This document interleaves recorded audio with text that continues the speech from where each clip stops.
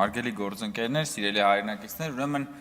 կա մի գրական ստեղծագործություն, որը կոչվում է Գոդոյին սպասելիս։ Սա աբսուրդի թատրոնի ամենահայտնի ստեղծագործություններից մեկն է,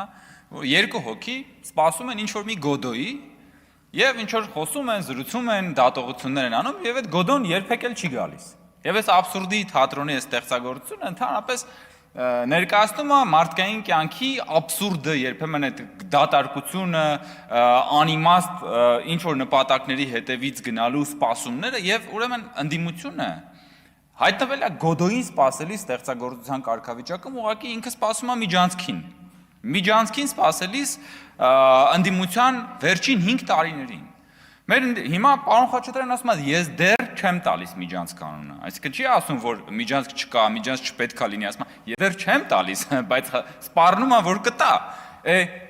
ոչ թե դեռ չտալիս։ 5 տարի է, հարգելի գործընկերներ, դուք ասում եք, որ այո, այս կամ այն ձևով պնդում եք, որ Հայաստանի Հանրապետությունը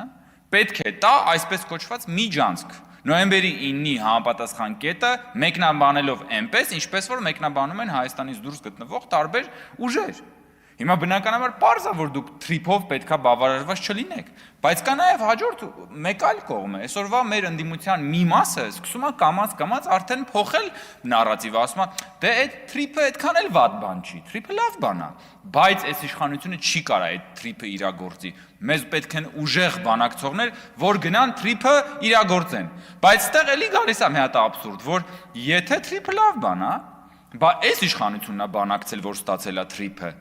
Էլ ոնց է ստացվում, որ այս իշխանությունը լավ բանակցող չի, այ դուք պիտի գաք, որ գնաք բան անեք,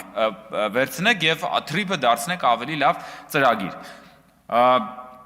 Մյուսը, պարոն Խաչատրյանն եւ ընդհանրապես մեր ընդդիմությունը խնդրեմ ունի իրական կյանքություն ունի։ Կյանքը միշտ հաղթում է պաթոսին։ Եվ օրինակ Ադրբեջանից ներմուծված բենզինը մարդը կարող է լցնել իր մեքենան եւ այդ մեքենան կշարժվի։ Բայց ընդդիմության էժան հայրենասիրությունը ոչ միտեղ չես կարա լցնես եւ ոչ մի բան չի շարժվի այդ հայրենասիրությունից։ Ընդհակառակը այդ ընդդիմության էժան հայրենասիրությունից միշտ կարելի է հետ գնալ։ Իսկ մենք ուզում ենք, որ մեր պետությունը, մեր երկիրն ու մեր ժողովուրդը առաջ գնա։ Եվ սա ապաշրջափակման կարևոր դրվագներից մեկն է։ Եվ ես չեմ զարմանում, եթե պարզվի պարոն Խաչատրյանը եւ մեր ընդդիմության մյուս գործընկերները հերթ են կանգնում մեզալեցականների մոտ, որ այդ բենզինից լցնեն։ Հիմա մենք պետք է նաեւ ճշտել, արդյոք եւ լավ կլինի որ լցնեն։ Եվ ես վստահ